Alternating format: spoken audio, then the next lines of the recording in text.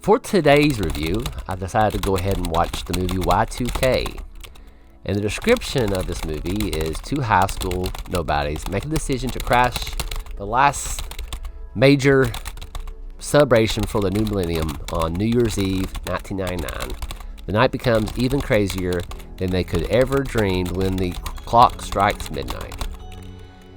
And I watched this trailer about a couple months ago, and I did a reaction to it. I thought it would be a cool concept.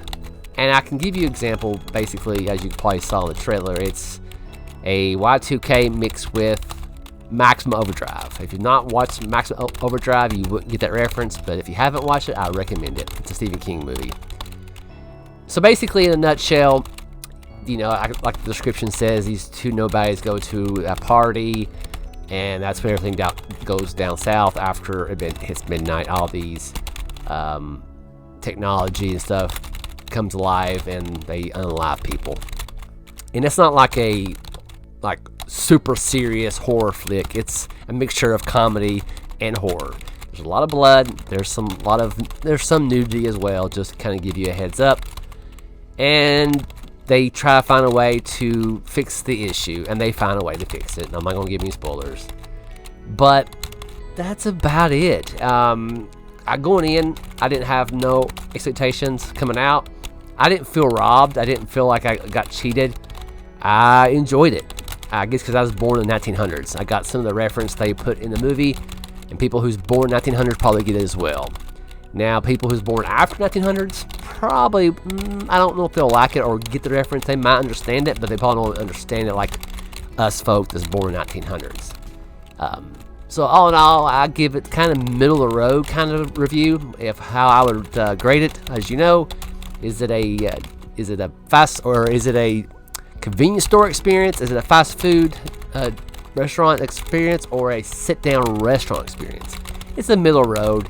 It'll be a fast food joint kind of thing. Great milkshake, a great burger, really good theming of the area. And this movie had great theming. It really reminded me a lot of back in the day.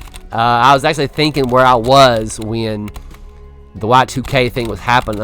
At New Year's Eve, I was at my house watching Limp Bizkit playing a song from Prince, Party Like It's 1999. That was a core memory that I'll always remember. It was really, really cool moment that I always remember. Like I said, but that's what I was thinking about when I was watching this. I was like, where was it? Oh yeah, easy for me to remember that. But really too, everybody and their brother was scared about Y2K, of airplanes going to fall out of the sky and the computers won't work and all this stuff. But at the end of the day, this was a really cool concept that, like I said earlier, like a Maximum Overdrive / end of the world. And I'm going to kind of go a little bit on this. Now, there was a couple scenes that I kind of rolled my eyes. I thought was a little bit cringy. And you'll see it if you get a chance to watch it, but it wasn't too bad.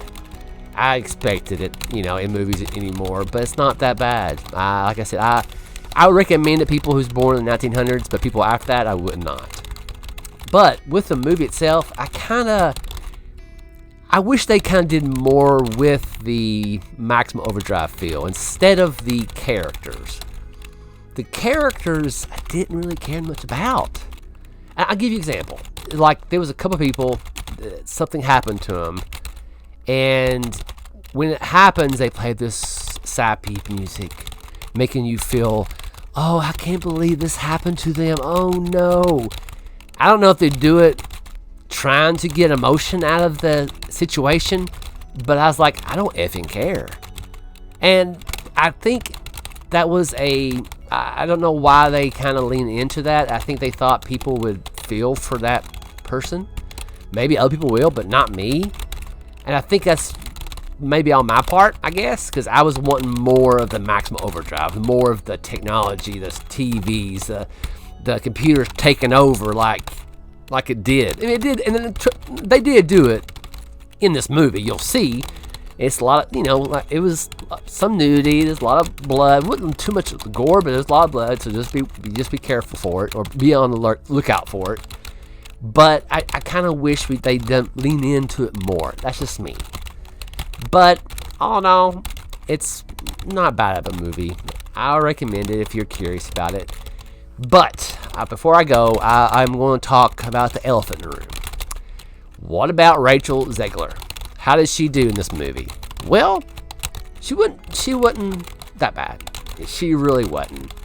I know she's getting a bad rep because what she says on her interviews, and I'm hoping that she'll kind of scale back a little bit and don't be so opinionated on social media or in interviews. But in this movie, she wasn't that bad. She was a little bit of a Mary Sue, but not too bad. I expected it, and that's what it did. But it wasn't heavy-handed. But it was whatever. But she wasn't too bad.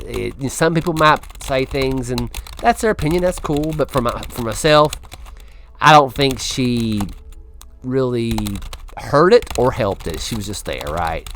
But yeah, I just want to give that little nugget in there as well, because everybody knows she's kind of a hot potato in the last couple of years because what she says in interviews and social media. But other than that, that's about it I can say about her. But yeah, all in all, if you're curious, go ahead and watch it when it comes on streaming and see what you think about it. And if you've watched it or are curious about it or don't care, please comment below and give me your opinion on it as well. But other than that, guess I'm done for the day. Y'all will have a good day. Talk to you later.